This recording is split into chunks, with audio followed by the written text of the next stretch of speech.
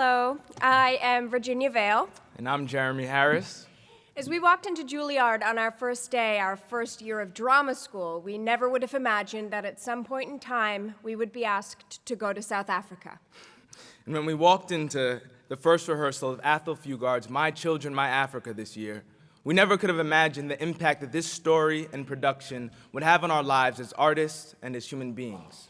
Written in 1989, shortly before the end of apartheid, the play presents an honest and unflinching portrait of a country on the brink of revolution and is a testament to the power and potential of youth, hope, and ideas. In a classroom in a small eastern Cape Karoo town in South Africa in 1984, Mr. M, an idealistic teacher, seeks to provide a future for his gifted student Tommy by forming a debate team with Isabel, a spirited student from the local white school. But outside the classroom, Mr. M's hopes for Tommy are challenged by their generational divide and increasing political unrest. I wish we had a teacher like Mr. Miyalatia. Did I say that right? Yes, you did, but nobody calls him that. He's just plain Mr. M to everybody. Mr. M. That's right. Well, I think he's wonderful. He's okay.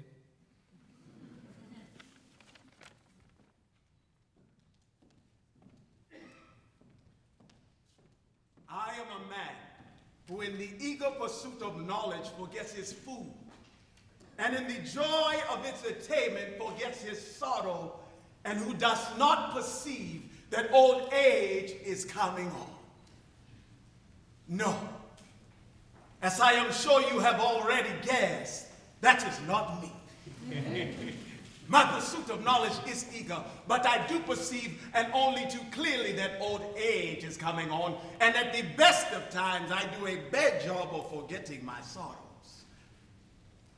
Those wonderful words come from the finest teacher I have ever had. That most wise of all the ancient philosophers, Confucius. Yes, I am a Confucian, a black Confucian. There are not many of us. In fact, I think there's a good chance that the only one in the country is talking to you as the moment. I claim him as my teacher because I have read very carefully and many times, and I will read many times more, a little book I have about him, his life, his thoughts, and utterances. Truly, they are wonderful words, my friends.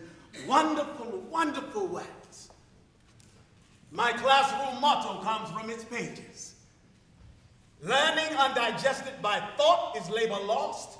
Thought unassisted by learning is pass. But the words that challenge me most these days is something he said toward the end of his life. At the age of 7, he turned to his pupils one day and said that he could do whatever his heart prompted without transgressing what was right. What do you say to that? Think about it. Anything his heart prompted, any spontaneous urge that rose up in his soul without transgressing what was right. What a heart, my friends. Aren't you envious of old Confucius? Wouldn't it be marvelous to have a heart you could trust like that?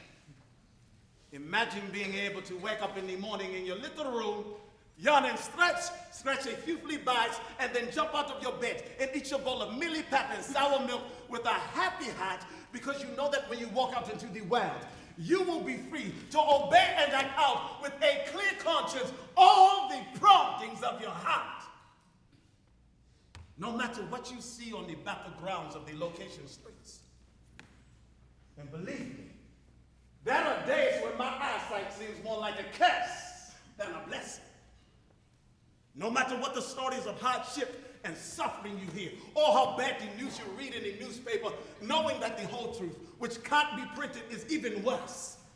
In spite of all that, you need need have no fear of your spontaneous urges, because in obeying them, you will not transgress what is right. No, yet again, not in this life, and most certainly not in this world where I find myself, where those wonderful words of Confucius be mine.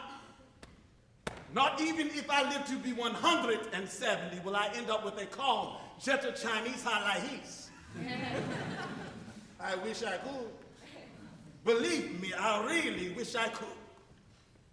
Because I am frightened of the one I've got. I don't get gentle promptings from it, my friends. I get heart attacks.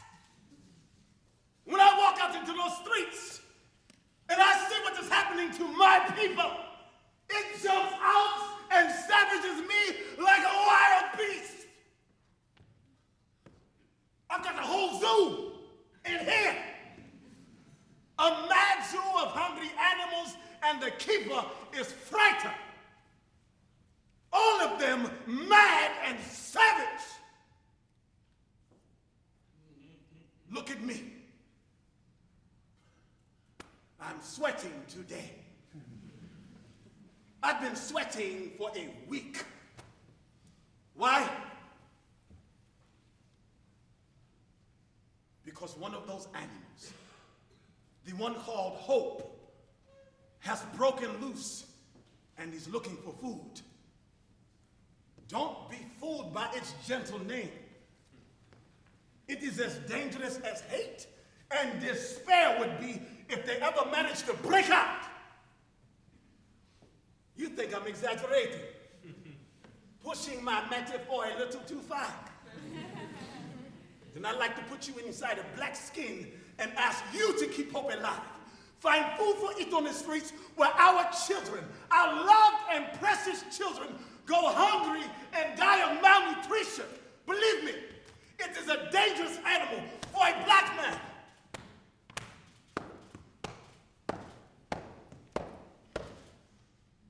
To have prowling around in his heart. So how do I manage to keep mine alive, you ask? Friends, I'm going to let you in on a terrible secret. That is why I am a teacher.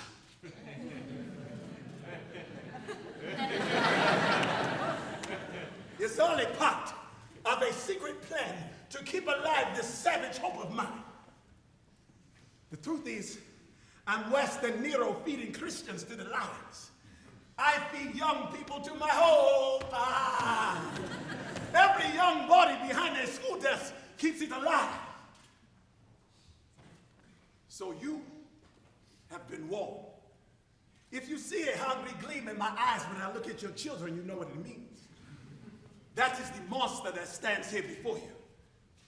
Full name, Anela Mialotia, age 57, marital status bachelor, occupation, teacher!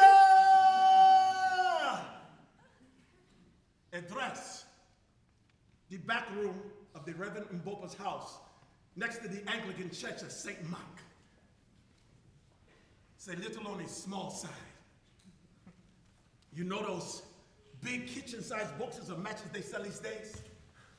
Well, if you imagine one of those as #1 classroom at Zolile High, then the little matchbox that you put in your pocket is my room at the Reverend Mbopa's. But I'm not complaining. It has got all I need. A table and chair where I correct homework and prepare lessons.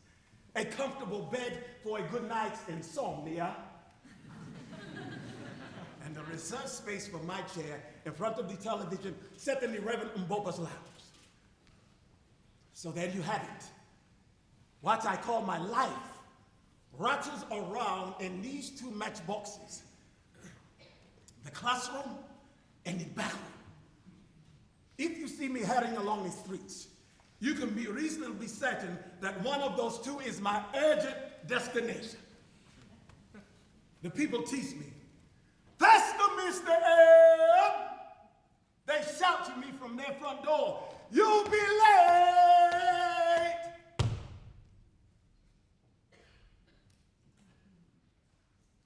it's a funny joke.